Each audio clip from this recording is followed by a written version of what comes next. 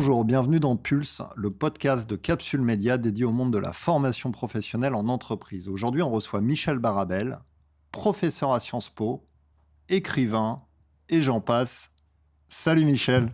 Bonjour Michel. Christophe, bonjour. Bonjour. Michel, en fait, on t'a invité aujourd'hui pour parler d'un sujet qui nous semble intéressant, c'est la posture de l'enseignant versus la posture du formateur en entreprise. Donc, ce qu'on va chercher à comprendre, déjà, c'est quoi un bon enseignant aujourd'hui? Qu'est-ce qui a pu changer dans la posture de l'enseignant? C'est une excellente question parce que si on fait un petit flashback en arrière, l'enseignant du XXe siècle, c'est quelqu'un qui a un doctorat, qui est un sachant. Dans un monde dans lequel on n'a pas accès via Internet à l'information, on a encore moins des chats GPT, des IA génératifs pour venir challenger l'enseignant. Donc assez naturellement, s'inscrit un rapport sachant nos sachants, dominant-dominé. En plus, le prof donne la note et donc l'étudiant se soumet à quelqu'un qui a priori a plus d'expérience que lui dans un monde en plus où la durée de vie d'une compétence est extrêmement longue. Donc, ce qu'il a appris il y a 20 ans, l'enseignant, quand il passe devant un public d'étudiants aujourd'hui, a toujours de la valeur. Et donc, c'est aux étudiants de démontrer qu'ils sont dignes d'être dans son cours, puisque de toute façon, c'est lui qui va avoir la sanction de la note et le passage dans l'année supérieure. Donc tu es une sorte de dieu, en fait. C'est un job facile, en vrai, puisque naturellement, même quand on t'apprécie pas, même quand on n'en pense pas moins, mais quand on trouve nul, on a peu moyen d'échapper à une forme de soumission si on veut pouvoir construire sa structure. Et c'est vrai que c'est là où c'est marrant, si on fait la comparaison avec l'enseignant d'aujourd'hui, c'est totalement inversé. Autrement dit, c'est le prof qui passe d'abord l'examen. C'est-à-dire qu'il y a tout un ensemble d'étudiants qui sont connectés sur les réseaux sociaux, qui se forment sur YouTube, qui requêtent ChatGPT et les IA génératives de manière générale en continu, et qui vont se poser comme première question: est-ce que j'ai vraiment une raison d'être dans ce cours? Est-ce que ce prof peut m'amener plus que ce que j'aurais pu trouver par moi-même? Donc c'est le prof qui passe l'examen. Il doit lui démontrer. Bien sûr, les étudiants, si on parle du collège, du lycée, sont encore dans une forme de soumission. Il faut bien avoir le diplôme, ainsi de suite. Mais malgré tout, en termes de concentration, nous, on le voit bien à la fac, les amphis peuvent se vider assez vite. On a besoin de montrer qu'on crée une valeur supérieure. Dans un monde aussi où, en fait, le savoir, c'est horizontalisé. C'est-à-dire que ça reste à prouver qu'il y a des sachants et non-sachants. Et a priori, tout le monde est propriétaire d'un certain nombre de savoirs et de savoir-faire. Alors, toi pour qu'on comprenne, t'enseignes à des étudiants classiques dans quel cadre? Alors moi, j'ai une double affiliation. Tu as parlé de Sciences Po. Donc là, j'enseigne à des étudiants en formation initiale du Master RH de Sciences Po. Je suis maître de conférences à Paris-Est où j'enseigne à des étudiants de licence Master 2 RH ou Management.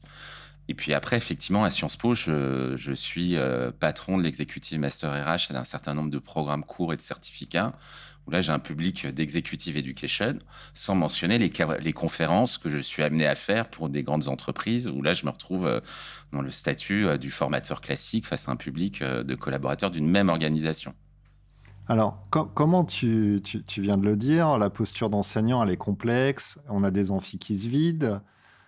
C'est quoi tes tips, par exemple, quand tu es face à une classe de licence en amphi sur un cours magistral, effectivement, pour qu'ils aient envie de venir à tes cours? Est-ce que tu es dans le rapport individuel avec tes étudiants? Est-ce que ça passe par ça? Parce que moi, je me rappelle de la fac, il n'y avait aucun C'était froid, rapport. hein, c'était un peu neutre. On ne parlait pas, on ne s'adressait pas C'était au quelqu'un maître de trop important conférence. pour le Exactement. déranger. Ouais, ça, je pense que ça a bien changé. Il y a quand même un tips. C'est presque provocateur de ce que je vais te dire, mais c'est vrai que nous, à l'université, quand on décide de faire carrière dans le monde de l'enseignement supérieur, on a 3 casquettes.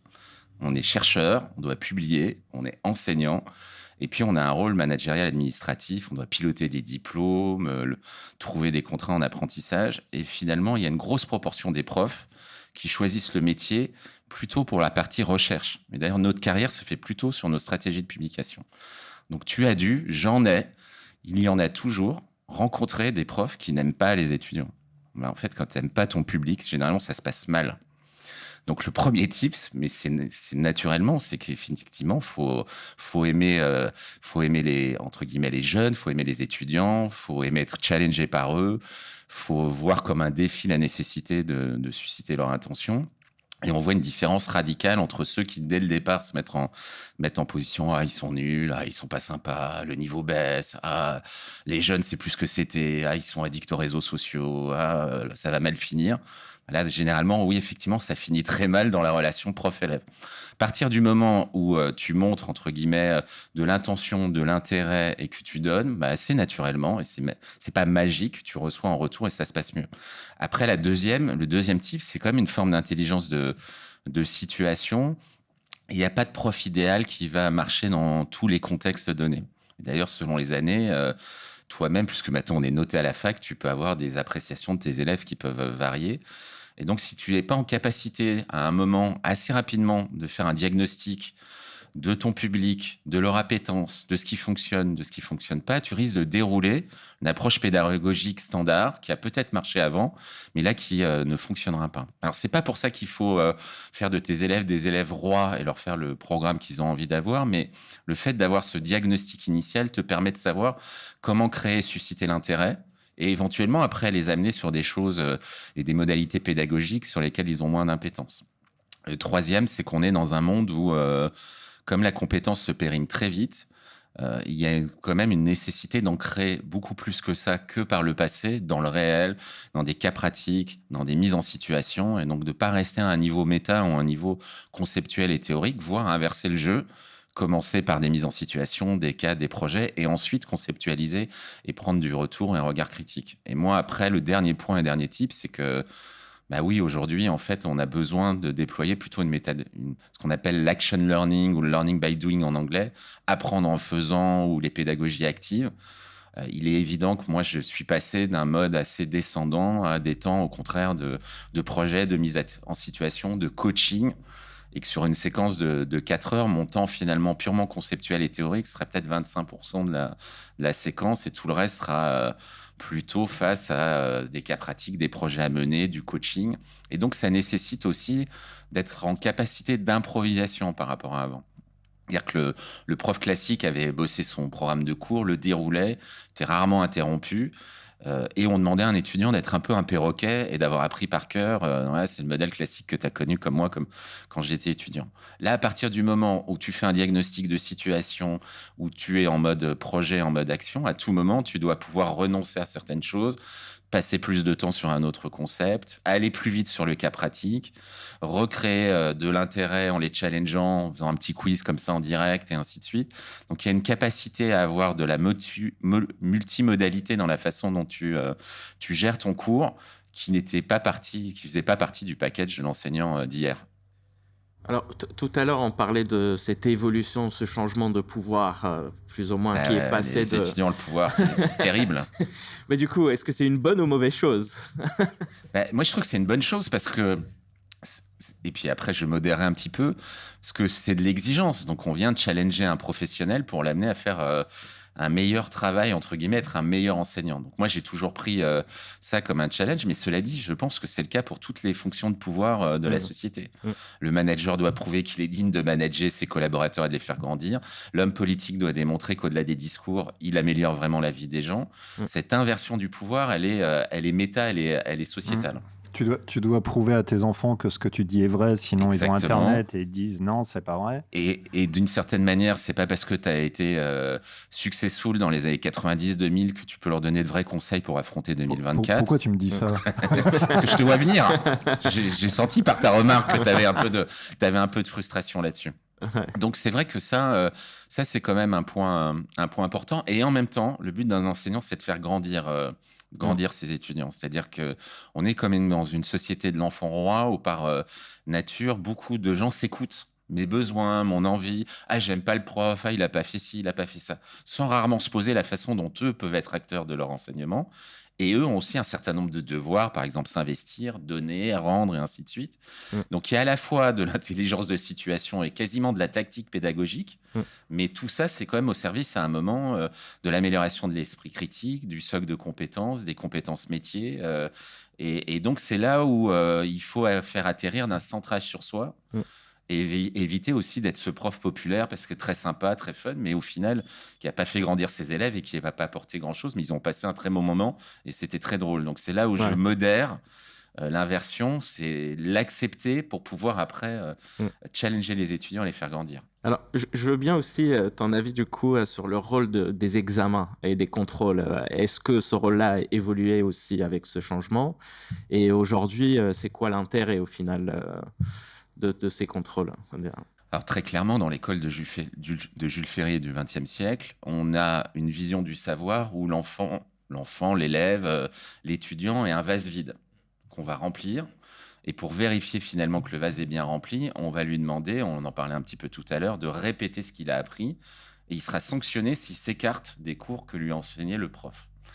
Mais ça fonctionnait bien dans un monde dans lequel justement la durée de vie d'une compétence était longue, 10 ans, 20 ans, 30 ans. Donc on apprenait des fondamentaux aux gens, parce qu'on était aussi dans une société où ces fondamentaux n'allaient pas bouger, et le fait de les répéter leur permettait d'être employables et d'être en emploi. Mm. À l'ère du changement climatique, des IA génératifs, de la Covid-19, des phénomènes géopolitiques, on pourrait rajouter une liste longue méta. C'est vrai que ça paraît totalement décalé d'apprendre à des étudiants ou des élèves ou des stagiaires d'être des perroquets, alors qu'il faut plutôt leur apprendre à être résilients, à développer leur sérendipité, une capacité à improviser face à des événements inattendus, Mm. euh, la capacité à bifurquer, la capacité à acquérir rapidement de nouvelles compétences. Donc moi, j'utilise de moins en moins en fait d'examens écrits. J'en ai aucun en fait qui a une forme de type question de cours. Mm. En revanche, quand on garde quelques examens écrits individuels, parce que c'est aussi un challenge, on va prendre un gros cas pratique de 4 heures qui met en situation l'étudiant.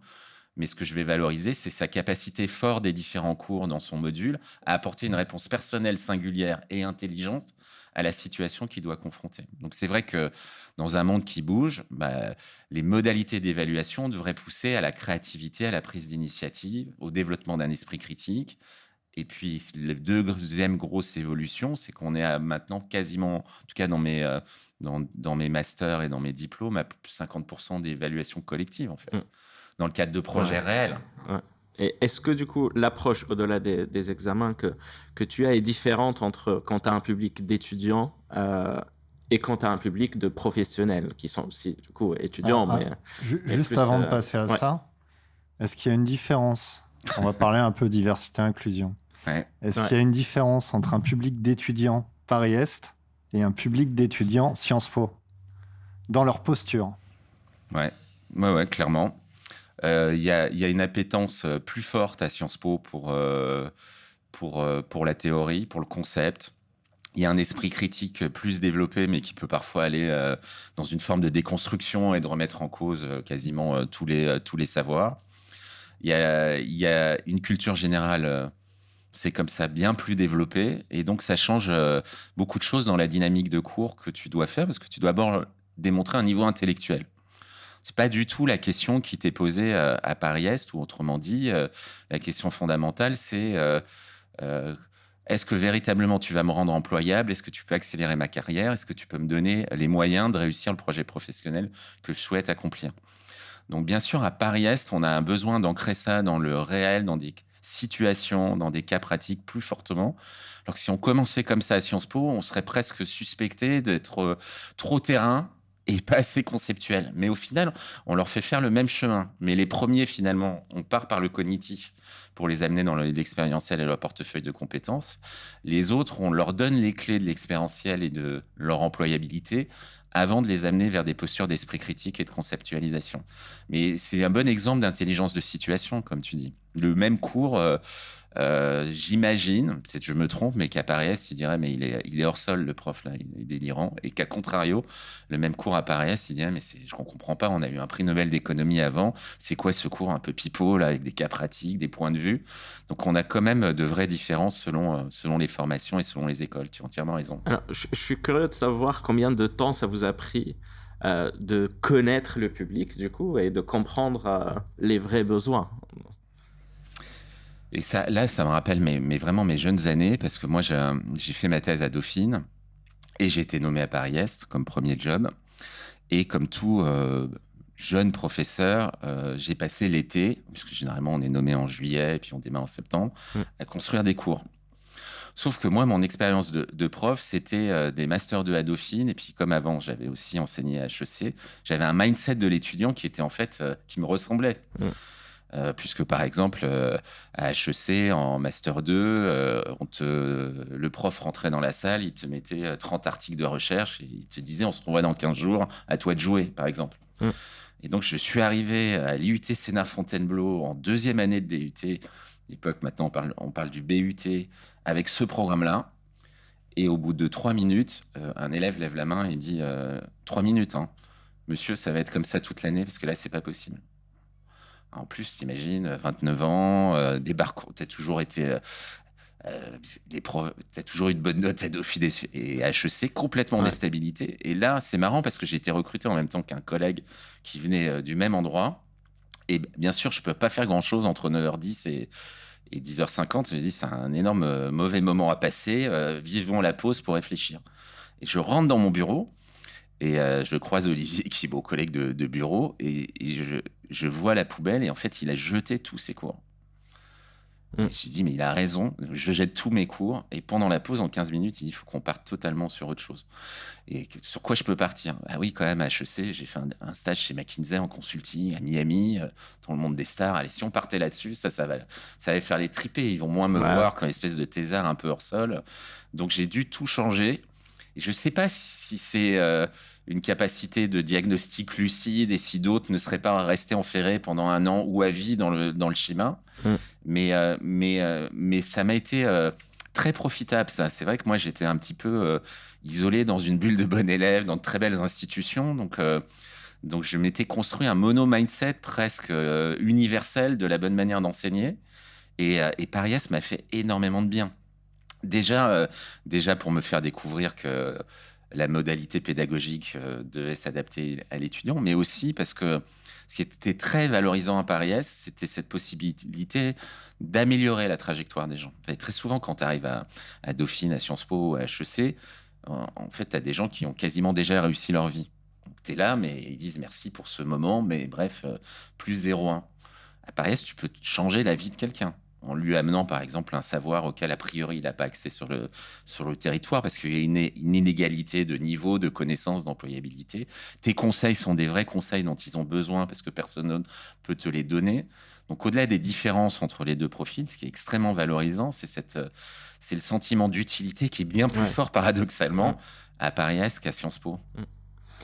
Moi, je me demandais si demain, par exemple, on vous donne une classe, on te donne une classe et on te dit, bah, du coup, tu dois enseigner. Du coup, tu commences par quoi pour identifier, pour comprendre à qui tu as affaire, parce qu'on t'a donné aucune information d'où viennent ces gens. Je vais me permettre une aparté, mais Ouais. je fuis pas ta question. Parce qu'en fait, dans le système éducatif français, et c'est tout à fait compréhensible, on met les juniors dans les endroits les plus durs. Ouais. Et parce qu'ils ont été bons, leur fin de carrière se termine dans les meilleurs endroits. Et donc, très souvent, on bousille la vie de plein de profs parce qu'ils débutent finalement avec peu de bagages, peu d'expérience et ainsi de suite. Et ils font tout. Soit ils partent, soit ils fuient, soit ils font tout pour être promus ailleurs. Mm. Factuellement, quand on regarde des environnements éducatifs, les plus difficiles, ça devrait être les plus capés pour y arriver. Mais personne, par exemple, chez L'Oréal, débute CEO et finit chef de rayon ou vendeur itinérant. Et je pense que là, c'est un des sujets qu'on a. C'est-à-dire que c'est quand même devenu beaucoup plus difficile qu'avant d'enseigner. Et on a rarement, nous, des premiers jobs qui sont les plus simples. Moi, je me souviens à Dauphine, mon premier job, ça a été notre prof d'amphi était malade, parce que quand on fait sa thèse, on a un contrat où on fait 96 heures de cours, gravement malade. Et le 1er septembre, on nous a dit Michel, bonne nouvelle, on va accélérer ta carrière. Tu fais l'amphi la semaine prochaine, Raymond Aron, 800 étudiants de Master 1 en RH dans une matière que tu connais pas. Sur le principe, bon, tu peux t'en sortir et à ce moment-là, tu te dis waouh, je suis pas n'importe qui, mais tu peux aussi bousiller à vie la carrière d'un prof qui va se mettre à pleurer, qui va perdre ses mots, qui va être tué, et qui reviendra jamais dans le circuit. Donc, je pense quand même qu'il y a un truc à construire dans ces questions de carrière. C'est pas des métiers en fait où tu peux progresser. Tu t'exposes directement à une exigence et elle peut être traumatisante. Après, comme tu le dis, Bien entendu, avant d'intervenir dans une classe ou dans une formation, tu as quand même un certain nombre de clés. Tu sais, si tu es face à, par exemple, l'équipe retail internationale d'Auchan ou des étudiants de première année de BUT ou des étudiants de l'Exed qui ont une moyenne d'âge de 43 ans et qui sont tous dirigeants à Sciences Po. Et donc, bien entendu, tu vas partir de ces éléments-là et de ces présupposés-là pour construire un discours. Mais après, on en parlait tout à l'heure, cette capacité à s'ouvrir à l'inconnu et cette capacité à avoir développé soi-même sa sérendipité et d'avoir plusieurs chemins pédagogiques possibles, et quoi qu'il arrive, un kit de survie, parce qu'en fonction des questions, en fonction de la façon dont ça se passe, tu sais jamais où ça va t'amener. Mm. Sachant que très souvent, dans un cours, tu as des sessions un peu descendantes malgré tout, où là, tu es totalement maître du timing, d'une tempo, sauf que les gens peuvent dire ça m'intéresse pas, mais ça, c'est un autre débat. Mais tu as aussi des temps d'interaction. Et ces temps d'interaction, tu sais jamais finalement, tu sais jamais sur quoi ça va potentiellement t'amener. Et il faut donc cette capacité, parce que tu maîtrises ton domaine, à improviser très large. Parce que c'est aussi là qu'on va évaluer la qualité du prof à maîtriser son sujet. Si tu restes simplement quelqu'un dont on sent que tu es bon parce que tu l'as préparé, mais dès qu'on sort de ta préparation, tu es en difficulté, tu vas aussi perdre une forme de crédibilité. Au contraire, si tu réponds en renforçant une forme de valeur ajoutée pour eux, ils vont se dire non, là, j'ai un vrai expert en face de moi. Alors, justement, si on reprend ce que tu disais au départ, avant, on était sur des compétences longues. Aujourd'hui, on est sur des compétences très courtes. Moi, je me rappelle, on a étudié les bouquins de Peretti Bah ouais, à la fac. Les bouquins de Peretti, aujourd'hui, on n'en fait plus grand-chose. t'es dur avec Jean-Marie. Jean-Marie, c'est pas moi, c'est Christophe. Parce Non, que moi, tu mais sais que c'est le premier bouquin RH c'est que j'ai très lu. théorique. Ouais. On est d'accord là-dessus. Ouais. Aujourd'hui, ça reste vraiment de la théorie et c'est ce qu'on avait en amphi. Ouais. Comment tu te formes, toi, du coup, pour être justement aguerri et toujours au contact de ces nouvelles compétences et de cette rapidité d'évolution même des process, des métiers RH aujourd'hui? Et je pense que tu poses une question clé parce qu'on parlait tout à l'heure de c'est toi qui passes maintenant l'examen. Dans c'est toi qui passes l'examen, il y a une forme d'exemplarité qui t'est demandée. C'est-à-dire que tu peux pas demander aux étudiants d'apprendre des choses si toi-même tu n'apprends pas. Tu peux pas leur demander d'être à jour dans leurs connaissances si toi-même t'es passé à côté d'eux. Donc tu dois toi-même être un apprenant permanent et leur démontrer, pas par le discours, mais par l'action, que toi-même tu fais des choses. Euh, alors c'est vrai que moi j'ai la chance, mais sans doute c'est pour ça que j'ai choisi le métier, d'aimer apprendre. Je pense que je me classerais assez facilement dans ces catégories qu'on appelle les serial learners, les apprenants permanents. Donc, mais ça va me permettre quand même de faire un petit point théorique, si tu me le permets, même si la théorie n'est plus en vogue, et de le rattacher ça aux neurosciences. En fait, pour apprendre, il faut s'exposer d'abord à des activités non routinières et inédites pour toi. Donc, accepter justement de sortir de tes zones de confort et de tes zones d'expertise et t'exposer à des choses que tu n'as jamais faites. C'est des choses que je fais régulièrement. Deuxièmement, il faut lutter contre tes barrières limitantes. C'est le fameux growth mindset de Carol Dweck, qui est de se dire que je suis nul en langue, même pas vrai, je me mets au chinois parce que je suis nul en langue. Hein, Enfin, ça, c'est une barrière limitante, justement. Donc, il faut s'exposer sur tes points faibles et a priori être dans un esprit de développement. Mais ce que nous disent les neurosciences, c'est en fait apprendre et se développer, c'est multiplier des modalités pédagogiques de nature différente. En fait, tu adores apprendre par des vidéos ou par exemple des podcasts. Tu pourrais dire, ça y est, c'est réglé. À partir de maintenant, je ne vais écouter que des podcasts, comme celui qu'on est en train de faire ensemble. Tu vas satisfaire la zone de plaisir de ton cerveau, parce qu'il adore ça. Mais on se rend compte que sur l'ancrage mémoriel, l'empreinte risque d'être plus faible que si tu avais fait un podcast, une vidéo, un bouquin, un colloque, une rencontre avec un professionnel.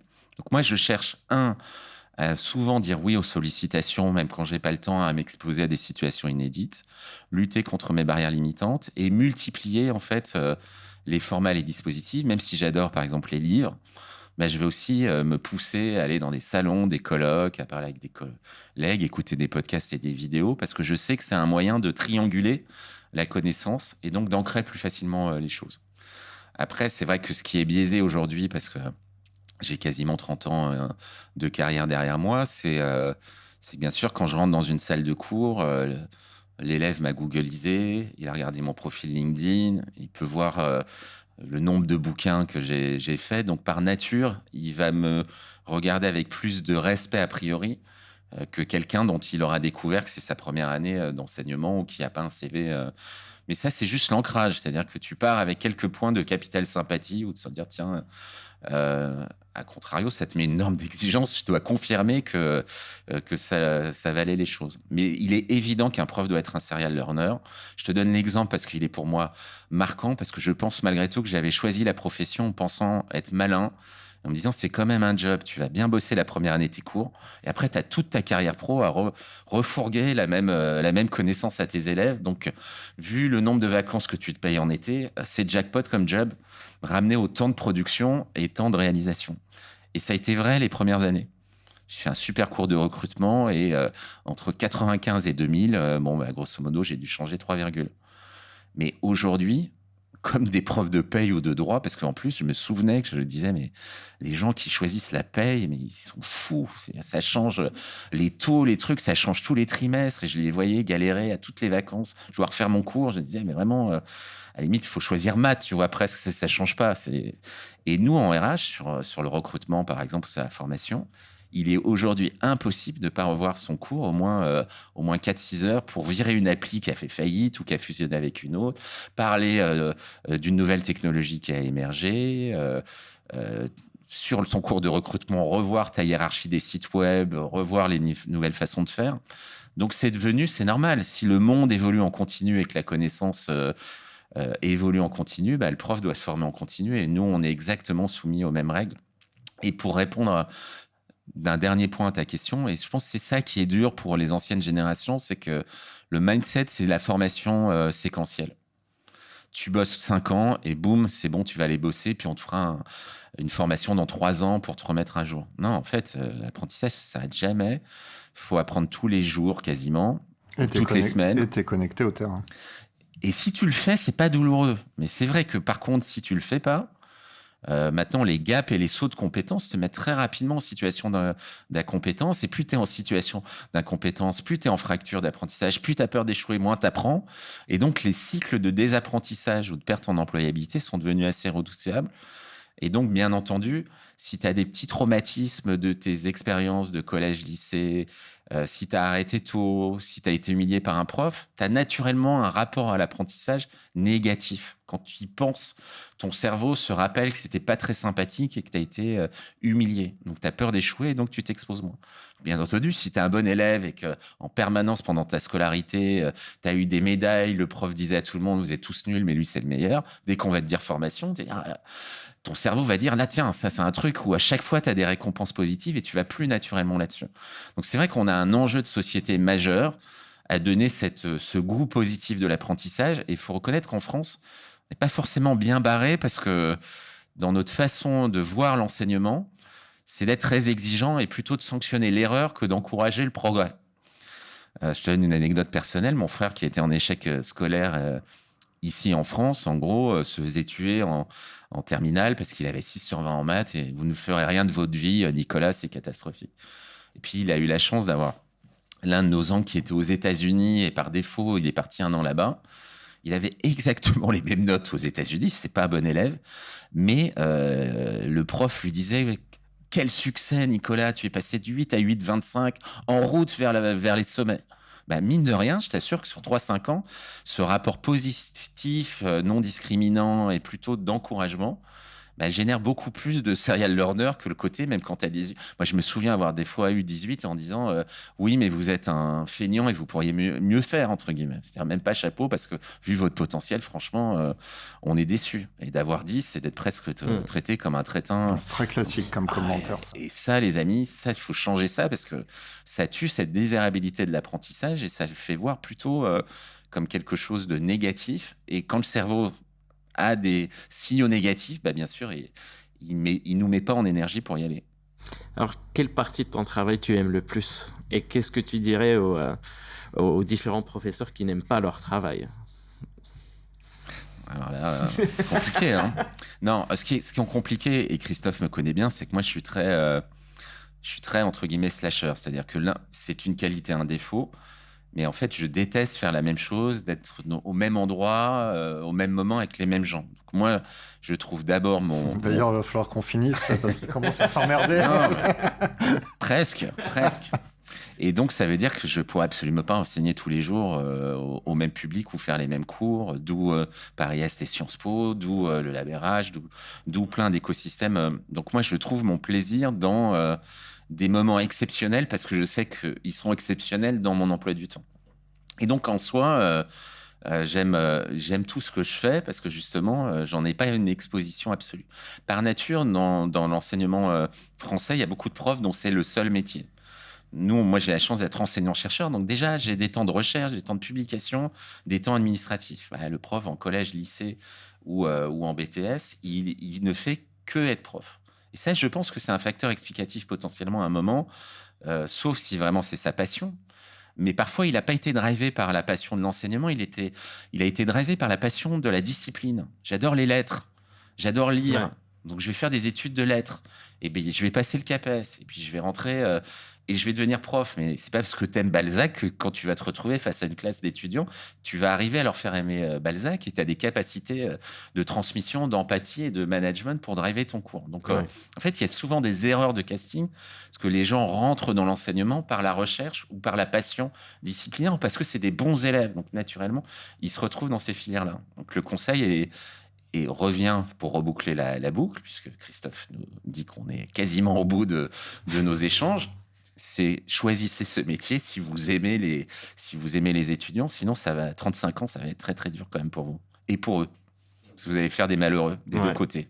Ouais, faudrait déjà que l'État français redonne envie aux gens d'être profs parce qu'il y a, Bah il déjà, y a plus de, il y a, il y a c'est plus de clair. sourcing Bah, aujourd'hui, hein. évidemment, et puis c'est pas très bien payé Ouais. en France prof par Non. rapport aux autres pays.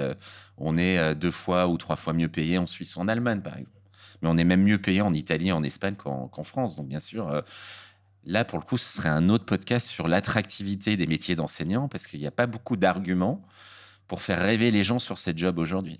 Ça, c'est vrai. Alors, par rapport à ce qu'on disait au début, là, on a vraiment parlé de la partie enseignant avec un public étudiant, sur la partie enseignement auprès de professionnels. Ouais.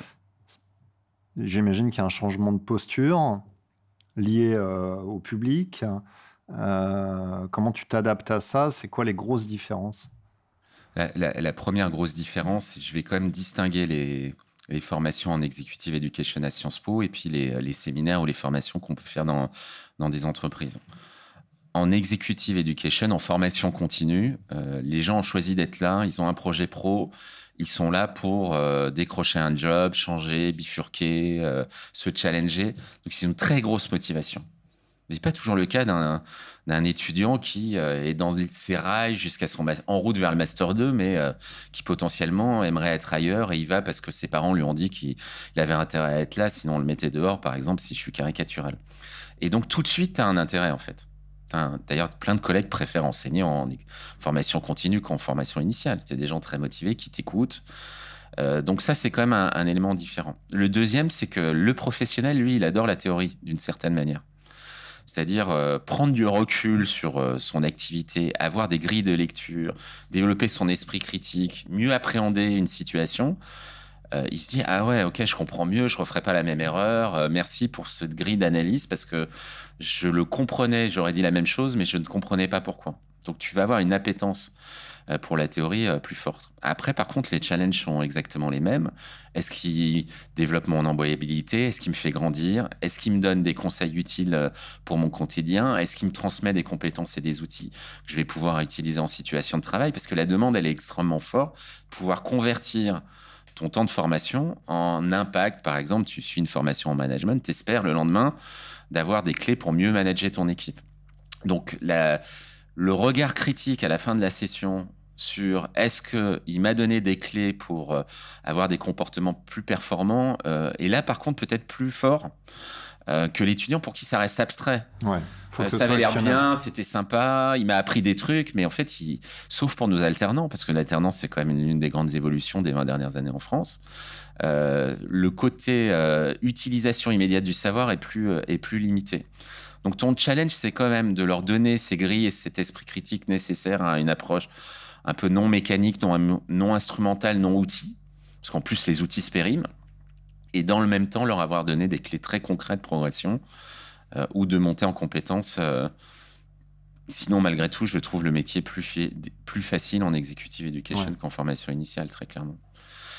Dans les boîtes, c'est un peu différent parce que très souvent, c'est un service formation, un manager qui a fait le choix de dédier du temps à la formation et son équipe.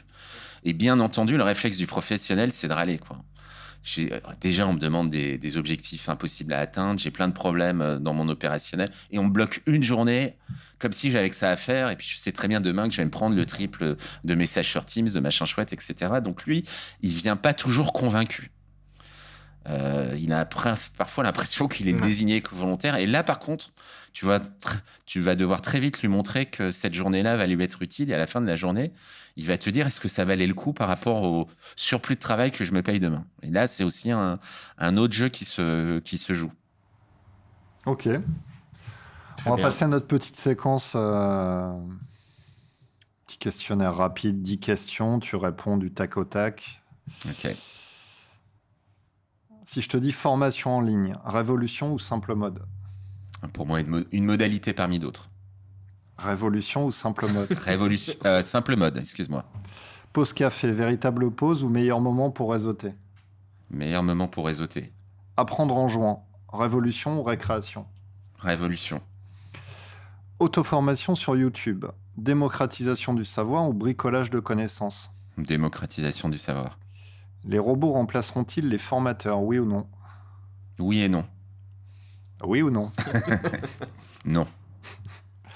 Formation obligatoire en entreprise, motivation ou punition? Punition, parce qu'il faudrait avoir du désir, mais j'ai pas le droit de commenter. Vas-y. Non. Auto-formation, autonomie ou isolement? Autonomie. Soft skills, indispensable ou juste un terme marketing? Pour moi, indispensable. Et une question qui va te plaire, la France est-elle un modèle de formation continue, oui ou non? Dis la vérité, Michel. Non, mais j'ai pas le droit j'ai pas un joker pour dire oui et non? Non. Je dirais quand même oui. Bon, maintenant qu'on a fini, tu peux argumenter.